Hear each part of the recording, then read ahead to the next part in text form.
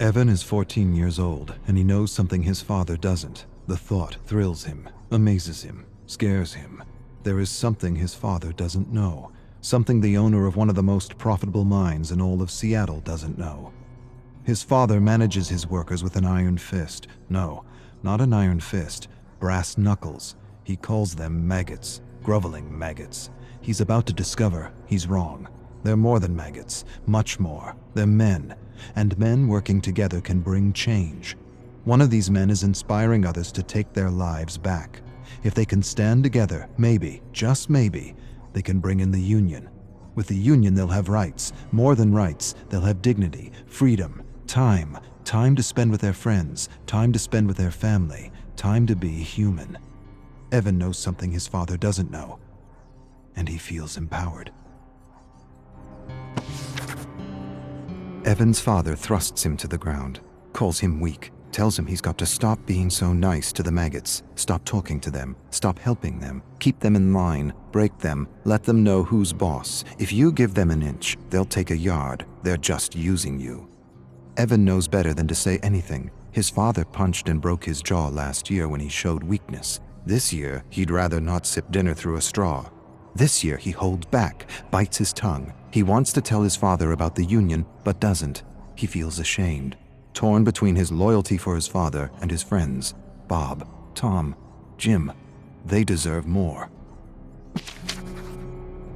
Evan enjoys creating something from nothing. He's not an artist, but he enjoys sketching, and he hides his sketches from his father. His father forbids sketching. Sketching is for weaklings, vagabonds, gypsies. He wants Evan to do worthy things. He drags Evan to his most profitable mine. He teaches him how to manage maggots. He's hands-on, very hands-on, abusive, violent, brutal. The key is to break them, break their will, break their spirit. Once broken, a human is a tool that can be wielded to do anything. Broken. It's what he did to his mother. It's what he's doing to him. But Evan still sketches. Sketching is defiance. Evan watches his father yell at one of his workers. He's sick. He wants to leave, but he's not allowed. He leaves. He loses his job. Evan feels for the man, wishes he could do something for him. He wants to tell him things are going to change. The union is coming. The union is coming, and with it a good wage and fair working hours. But the man's lungs are black and his stomach is rot. Too much stress, too much acid, not enough sleep. He collapses. His father doesn't care, kicks him in the gut. Tells Evan to drag him out of the mine. Evan drags him out. For a moment, he feels disgusted at the man's weakness and wants to put this maggot out of its misery. He's becoming his father, and he's not sure if that's a bad thing. Evan's father forces him to set a bear trap in a dark forest. His father's obsessed with hunting bears, always has been, always will be. He tells him the story, always the same story. He doesn't want to hear it, but he will. His father was hunting with his brother when they ran into a grizzly bear. The bear tore his uncle's arm off and bit into his head. Evan's father jumped on the grizzly's back, stabbed the bear endlessly, killed the bear, ripped open its stomach to retrieve his brother's head, carried his brother's mutilated body 10 miles to their family estate. This time it's 10 miles, last time it was 5, his father grins. The story is changing with every telling. Sometimes Evan wonders if there even was a bear. Evan's inspired in a way he's never been before. Furiously, he sketches his father in a bear suit killing his uncle. He never met his uncle, but he's seen pictures. His uncle was a philanthropist, a bleeding heart, disloyal. He would have run the business into the ground with proper wages and all that socialist crap. That's why he had to go. Evan doesn't have proof, but he knows. Deep down he knows his father murdered his uncle. Tied him up, left him for a bear. There was no knife, no fight, no honor. Just a terrible death for a disloyal worm. Evan suspects all this, and yet he doesn't feel disgusted or ashamed. He feels something else, something he's trying not to feel, something he won't admit to himself.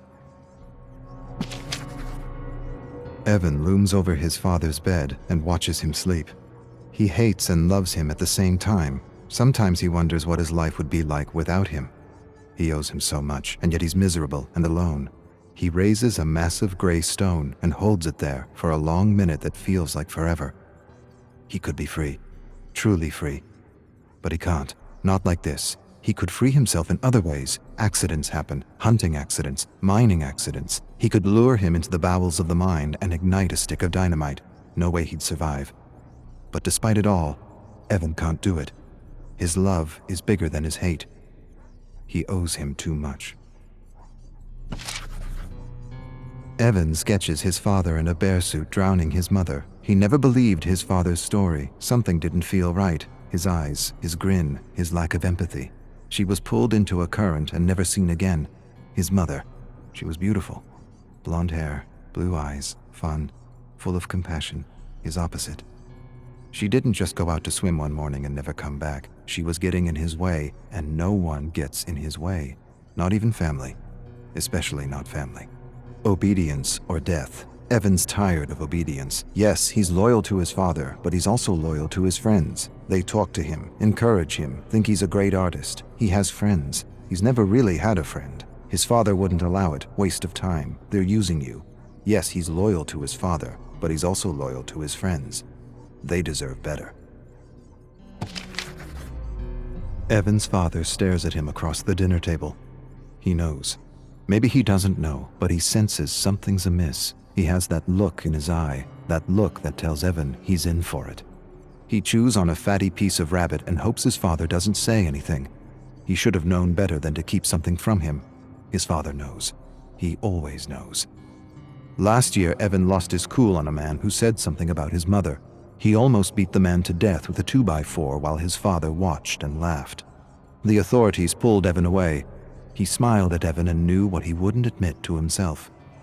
He enjoyed beating on that man, not because of the insult, not because he felt threatened, but because he felt powerful. His father smiled. Apple doesn't fall far from the tree, eh? Evan finds his sketches torn to bits. He puts the pieces together, all of them accounted for, except one. He doesn't have the picture of his drowning mother. His father enters his room. Despair and dread overwhelm him. He waits for a blow that never comes. Instead, his father tells him he has instinct, and instinct is everything. He tells him he inherited his instinct from his side of the family, the same instinct that told him Evan was keeping something from him. Don't pretend. I know. A few of your maggot friends sold you out for a few dollars. Evan starts but doesn't say anything. Can't say anything. The words are caught in his throat. He apologizes. His father says nothing, walks away. Evan follows him to his bedroom where he sees the picture of his dying mother, framed above the bed. His father tells Evan he will learn a lesson tomorrow, one he hopes he understands. Evan stares at his father and feels hate. Hate for the maggots who betrayed him, and for his father, respect. No, not respect. Admiration.